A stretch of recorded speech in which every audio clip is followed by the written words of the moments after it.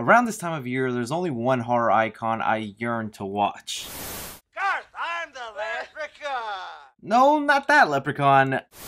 Not nice to make fun of a leprechaun. The Warwick Davis Leprechaun. Created by Mark Jones in 1993, the Leprechaun is one of the most iconic, cheesy, B-level horror icons out there. Totaling a number of 8 films, the Leprechaun has gone to Vegas, space, even the hood, twice. Love it or hate it, I will endlessly defend this franchise because it does nothing but please the horror and comedy fan in me. So, top of the morning to you laddies, and a happy St. Paddy's Day to you out there. What I wanted to do on this glorious day is run you through the 4 unmade sequels for the Leprechaun, specifically Warwick Davis's Leprechaun. We ain't gonna deal with the movies that don't have the man, the myth, the legend. I need you guys to leave a like down below if you're a fan of the Leprechaun, or if you're watching this on St. Paddy's Day, and comment down below which of the 4 canceled movies you would have loved to have seen from the Leprechaun. Starting off with the one people are most likely to want to see just because it seems like movies that deal in the Old West have gone out of fashion. But it's the person who pitched this idea that has me thinking this could have been something. Darren Lynn Bousman, who directed a ton of the Saw sequels, also is directing this year's Spiral from the Book of Saw with Chris Rock and Samuel Jackson. In 2008, pitched his idea for a Leprechaun movie. Elaborating why he would be interested in a Leprechaun sequel, it's just one of those fun popcorn movies. I would love to bring back the fun popcorn movie. Extreme violence, extreme absurdity, but make it fun. Bousman sold his hypothetical take, my version wouldn't be a horror. Well, what was the version he was trying to make? Not only did he want to bring the Leprechaun back to the Old West with cowboys, Indians, horses, saddles, saloons, he wanted to involve a dang time machine. Back to the Old West, Bousman said. You send him in a time machine and transport him to the Old West. There are gold rushes, there are gunfights, it's awesome. I have the whole thing already worked out. And the reason the man has me hooked is because the only Western movie I approve of is Back to the Future 3. And you know what that movie and this movie now have in common? Dang time machines. First off, why do you need to include a time machine for this movie? The Leprechaun is a mythological being that I think is said to be immortal, so you don't really need the fool to travel back in time. We could just have you set it in the Old West and us pretty much assume that this mythological being has been around that long. But even then, it's a brilliant idea to set it in the Old West because it is synonymous with the gold rush when people were moving places in hopes of digging up gold, and the Leprechaun is all about finding me gold. I could already see the many costume changes Warwick Davis's Leprechaun would have gone through, wearing a cowboy hat, strapping himself up, cowboy boots. You know, he probably would have rode a donkey instead of a horse, would have had some showdowns. I really would have not have minded this version of the Leprechaun, especially because this guy would eventually go on to make actual good Hollywood movies. And the fact that he understood the Leprechaun, that they are just absurdity, they're just made for fun, they're popcorn movies, they're not trying to win Oscars. This was the perfect type of director to be attached to a Leprechaun movie, and it's just so sad that we never got to see that. Leprechaun in the White House was originally meant to be the 5th film in the Leprechaun franchise, brought to us by Trenchard Smith, the same man who gave us Leprechaun 3 in Vegas and Leprechaun 4 in space. And the main reason this project was cancelled was because Lionsgate preferred the idea of Leprechaun in the Hood and turned down this White House project for him to go rap battle Ice-T. Nonetheless, this is what the movie would have been like. Trenchard Smith suggested the next Leprechaun take place in Washington, D.C. I proposed Leprechaun in the White House, where a giant Independence Day spaceship suddenly appears over the White House and spits down a block of ice. The Leprechaun thaws and gets into the crawl space and the air conditioner ducts, and there is a dysfunctional but positively portrayed first family. Holding those details for a second, this movie was pitched when Bill Clinton was in office. So we would have gotten a president that was parodying the Bill Clinton family, but 18 months later, after the Monica Lewinsky incident, they didn't want to make this movie anymore. Still, I find it absolutely hilarious that at one point the studio told him, "You're going too wacky. Leprechaun in the White House after the Leprechaun has been to space?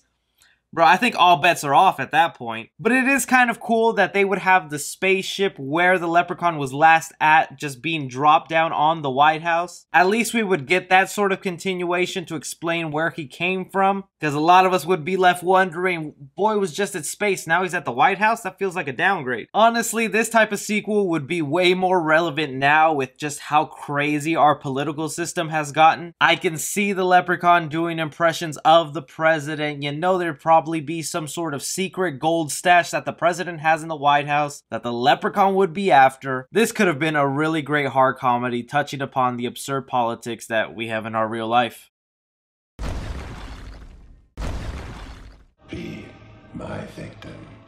Yeah, no joke. This was actually going to be a thing. Leprechaun vs Candyman was actually something the studio suggested to Tony Todd, Candyman himself, that they wanted to do on the big screen. The studio wanted to put this in full throttle because of the success of Freddy vs. Jason. The studio decided to take one look at whatever IPs they had in their vault, and the two biggest horror icons were Candyman and the Leprechaun. Two guys that really have no connection whatsoever were gonna freaking give us a versus movie. Tony Todd explaining his process for doing another movie at that time. You can only go to the well so many times. I was never interested in a versus movie. Another studio actually suggested to me Candyman versus Leprechaun at one point. Tony Todd follows with an incredulous laugh. I'd kick him in his ass. Look, it's about profitability. Most of these movies now are reinventions, but there's no longevity. I could live forever with the thought of what we did in the first two Candyman films just fine. Thank goodness Tony Todd, Candyman himself, had the restraint to reject that paycheck for a movie and said, no man,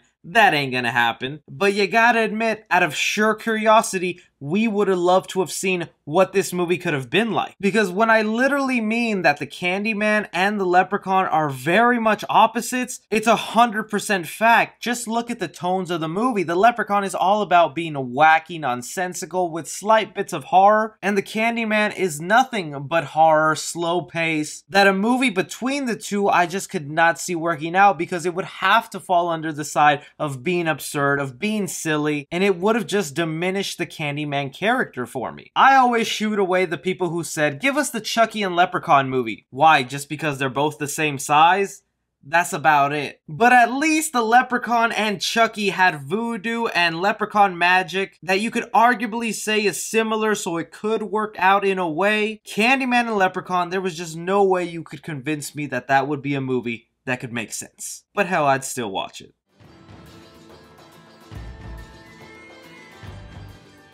The Leprechaun Pirate movie was a movie pitched by Warwick Davis himself, the Leprechaun, on what he would like a sequel to be, and I think it's the most plausible one yet. Warwick Davis in an interview said his ideal sequel for a Leprechaun movie would be for the Leprechaun to go up against pirates just because of their stigma attached to treasure chests and finding gold, or as I like to refer to it, the booty. But even if you're not a fan of pirates, Warwick Davis wanted to explore the family tree of the Leprechaun, elaborating what I always would have loved to see happen in this Leprechaun world, though, is more Leprechaun. There can't just be him out there, so I always imagine that after he has left the human world, he'd go back to his own Leprechaun family, his Leprechaun wife, who is actually more evil than he is. I think it would be funny to see demented characters being terrorized by his even more demented wife, and just imagine their kids. Okay, come on, a Leprechaun family? I'd hella watch that. The fact that he also elaborates that the wife would be even more evil than him, and who could this wife be played by, just gets me so sad that we never got to see this movie. As a Chucky fan, we got to see this boy with a wife and kid having the Leprechaun fight side by side with his wife and children against a band of pirates would have been perfect. It's also something I love that horror movies do, even if they're as ridiculous as this. It's when they expand their lore, they build on their backstory, and they make you feel more attached to this world, and it makes sense. If leprechauns are real, there wouldn't just be one leprechaun, there'd be several of them, all probably with their own different abilities, personalities. The Leprechaun Pirate movie would be the one I would actually most interested to see. But that is just some of the Leprechaun movies that never got made, laddies. Be happy I didn't use that accent all throughout this video. Let me know which one you would have liked to have seen made. But as always, guys, be sure to like and subscribe. Follow me on Twitter at 3C Film Review. As always, I'm Chris. Take care.